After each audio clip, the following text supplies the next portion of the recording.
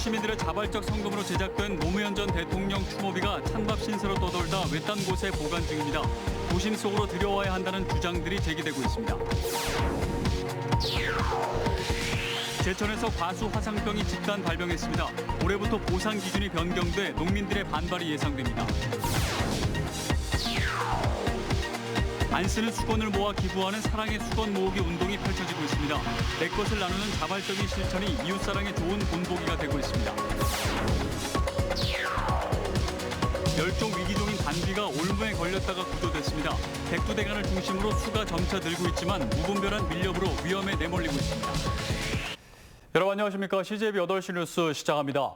내일은 노무현 전 대통령의 서거 11주기입니다. 노 전 대통령의 서거 이후 청주에서는 시민들의 자발적인 모금으로 추모비가 만들어졌는데요. 찬밥 신세로 떠돌다 지금은 아주 외딴 곳에 보관 중인데 언제쯤 도민들 품으로 돌아올 수 있을까요? 이태현 기자입니다. 고 노무현 전 대통령의 얼굴과 정치적 소신이 새겨진 추모비입니다. 이 추모비는 지난 2009년 노 전 대통령 서거 40여일 뒤 청주 지역 시민들의 자발적 성금으로 제작됐습니다. 하지만 제작 이후부터는 순환의 연속이었습니다. 당시 추모위원회는 노 전 대통령의 49제에 맞춰 합동분향소가 마련돼 있던 상당공원에 설치하려 했지만 보수단체의 반발에 부딪혀 무산됐습니다. 이어 수동성당으로 옮겨졌지만 교구의 반대로 정착하지 못했습니다. 반기능이 없던 추모비는 결국 한 추모위원이 개인적으로 보관할 수밖에 없었습니다. 그러다 지난 2017년 청주시 문이면 마동 창작마을 조각공원이라는 외딴 곳에 안착했습니다. 정치적인 이슈를 떠나서 많은 사람들이 추모하려고 만든 비석이기 때문에 이런 외딴 곳에 있기보다는 사람들이 많이 볼 수 있도록 이제 도심 한복판에 있는 게 좋을 것 같습니다. 하지만 전국에서 첫 자발적 성금으로 만들어진 추모비라는 점에서 남다른 의미가 있고 청남대 반환 등 노 전 대통령과 충북과의 인연이 적지 않은 점에서도 추모비를 도심 속으로 들여와야 한다는 주장들이 제기되고 있습니다. 개인이 소유하고 관리하고 운영하는 것은 좀 맞지 않다고 보는 거죠. 공적 기능을 갖고 있는 청주시나 충청북도에서 관리 운영해야 된다고 보고 있습니다. 추모하는 마음에서 출발해 11년 동안 가진 수난을 겪은 70cm 크기의 비석은 지금도 제자리를 찾아 헤매고 있습니다. CJB 뉴스 이태현입니다. 충주 북부권과 인접한 제천에서 과수열 화상병이 집단 발병했습니다. 특정 지역에서는 이제 만성화된 것이라는 지적이 나오고 있는 가운데 보상 기준이 변경돼 농민들의 반발도 걱정입니다. 신규식 기자입니다. 얼핏 봐도 농민의 정성이 묻어나는 과수원입니다. 하지만 나뭇잎이 검게 타들어가는 입마름 현상을 보이고 있습니다. 열흘 전 한두 그루에서 시작된 증상이 며칠 새 과수원 전체로 번졌습니다. 과수 재선충이라는 과수 화상병입니다. 신속하게 신고를 하는 것이 제일 중요한데요. 왜냐하면 이게 이제 전파 속도나 이런 것이 좀 빠를 수가 있고요. 사람에 의해서나 또는 곤충이나 비바람에 의해서도 주위로 이렇게 확산된다는 그런 연구 결과가 있습니다. 충주 북부권인 산척과 인근의 제천 백운에서 신고된 의심과수원 모두가 양성 판정을 받았습니다. 예방이나 치료법이 없어 발견 즉시 뿌리째 뽑아 갈아엎는 수밖에 없습니다. 이런 가운데 올해부터는 보상 기준이 변경됐습니다. 지난해까지는 단 한 그루만 발병해도 과수원 전체를 폐원했지만 올해부터는 피해 규모가 5% 미만일 경우 부분 폐원으로 바뀌었습니다. 이른바 권역 구분 방제로 충주 제천 음성 지역은 선택적 방제로 전환한 겁니다. 게다가 손실 보상도 지난해보다 하향 조정했고 방제 비용도 정액에서 실비로 변경했습니다. 이런 가운데 정부와 국회의 늑장 대처로 과수 화상병 연구시설은 2022년에야 완공되고 예방이나 치료법은 이후 적어도 5년 뒤에나 나올 전망입니다. CJB 뉴스 신규식입니다. 각종 행사장에서 기념품으로 받고 사용하지 않는 수건, 집에 몇 장씩 갖고 계실 텐데요. 쓰지도 않고 장롱 깊숙이 묵혀두는 경우가 많은데 주민들이 이런 수건들을 모아 꼭 필요한 곳에 전달하는 미담 사례가 있습니다. 박원 기자가 취재했습니다. 진천군 진천읍의 한 요양시설입니다. 22명의 노인들이 생활하고 있는 이곳에서는 하루에 수십 장의 수건이 사용됩니다. 하지만 수시로 수건을 세탁하고 삶다 보면 수건이 모자라 어려움을 겪는 경우가 많습니다. 그래서 목욕하고 후라든가 또 허름한 거는 재활용 차원에서 걸레로도 많이 사용하고 있습니다. 그래서 수건이 많이 필요하지요. 진천읍 주민자치회가 요양시설에 수건 수십여 장이 담긴 박스를 전달합니다. 사랑의 수건 모으기 운동으로 주민들에게 기부받은 것입니다. 개업식 등 행사장에서 기념품으로 받은 뒤 쓰지 않고 서랍 속에 보관만 해오던 수건으로 이웃사랑을 실천하자는 캠페인에 많은 주민들이 참여했습니다.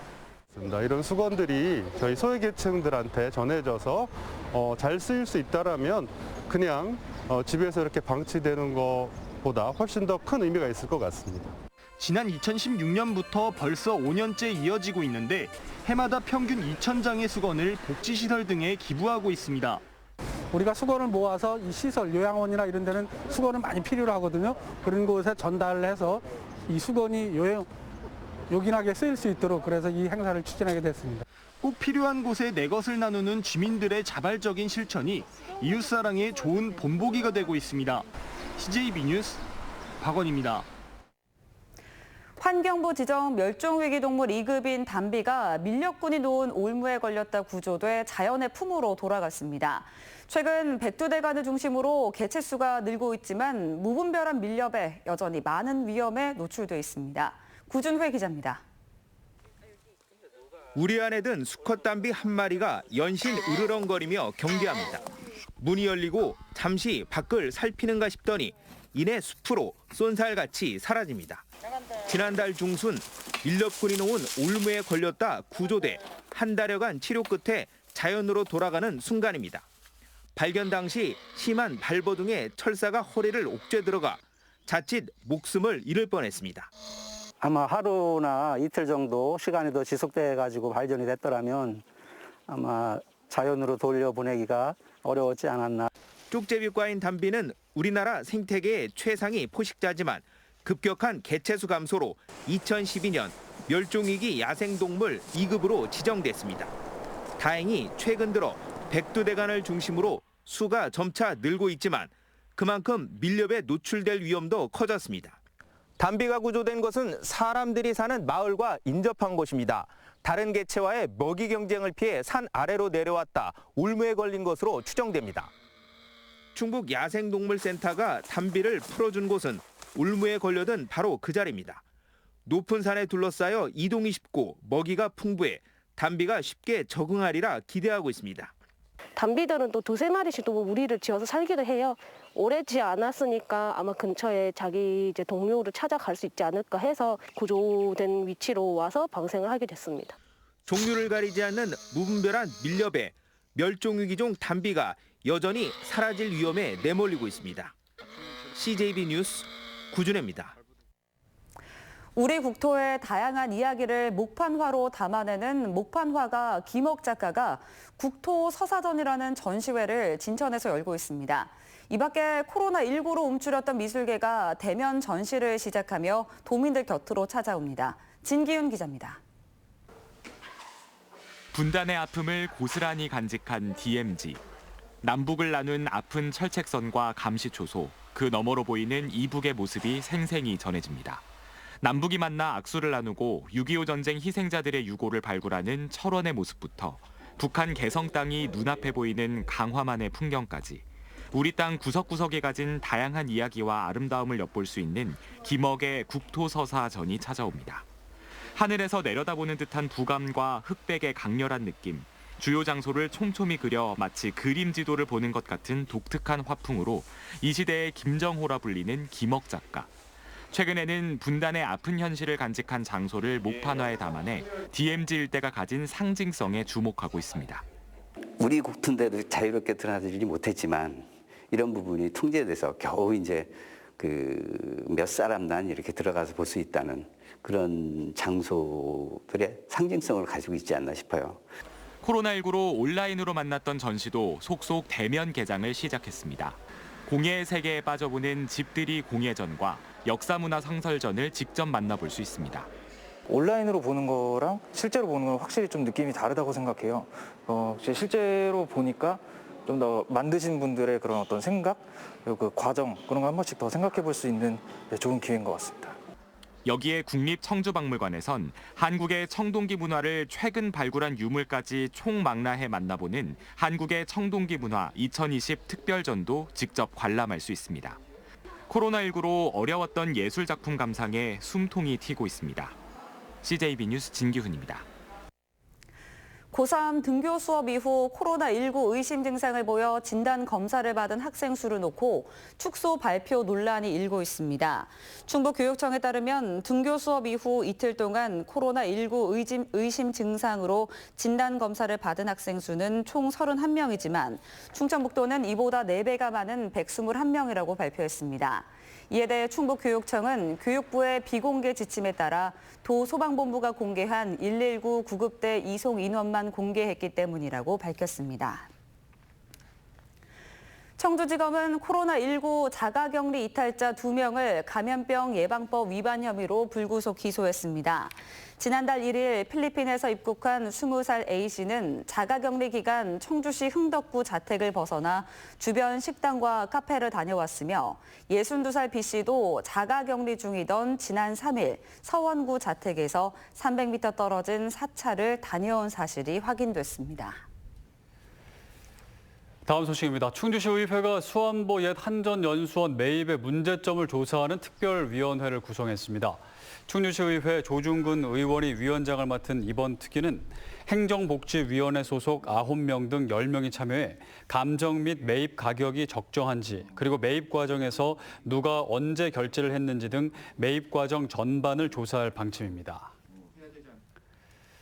청주 오창의 셀트리온 제약이 최근 미국 FDA로부터 잠정 승인을 받은 HIV 치료제 CTG7의 생산 확대에 본격 나섰습니다.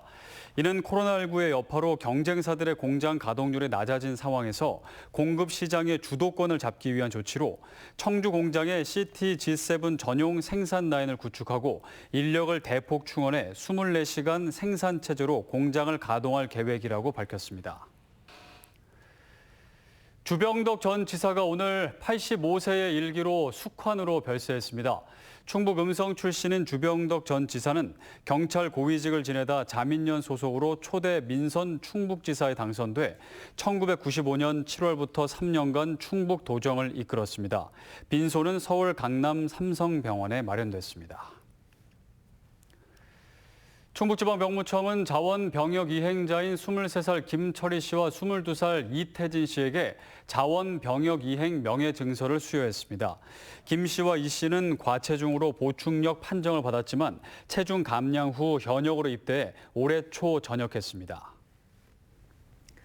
청주지방법원 형사 11부는 지난해 11월 진천군에서 문중 제사를 지내던 종중원들에게 휘발유로 불을 질러 3명을 숨지게 하는 등 10명의 사상자를 낸 82살 A씨에 대해 무기징역을 선고했습니다. 재판부는 피고인이 사전에 불을 지르는 연습을 하는 등 치밀한 계획 범죄를 저질렀고 피해 복구를 위한 노력을 하지 않아 죄질이 매우 좋지 않다며 중형을 선고했습니다. 오늘 오전 9시 20분쯤 음성군 감곡면의 단독주택에서 불이 나 집주인인 56살 김모 씨가 화상을 입어 치료를 받고 있습니다. 경찰과 소방당국은 주택 지붕 쪽에서 연기와 불꽃이 발생했다는 진술에 따라 정확한 화재 원인을 조사하고 있습니다. 2022년 세계 유기농 산업엑스포를 추진 중인 괴산군이 전 세계 유기농 단체와 잇따라 업무 협약을 맺으며 세계 유기농 네트워크 구축에 박차를 가하고 있습니다. 아시아 지방정부 유기농협의회 의장국을 맡고 있는 괴산군은 유럽의 에코리전과 북미, 남미의 리제너레이션 인터내셔널, 필리핀의 유기농업 시군협의회와 긴밀한 협업체계 구축을 위한 협약을 맺었다고 밝혔습니다. 이상으로 CJ 8시 뉴스를 모두 마칩니다. 시청해주신 여러분 고맙습니다.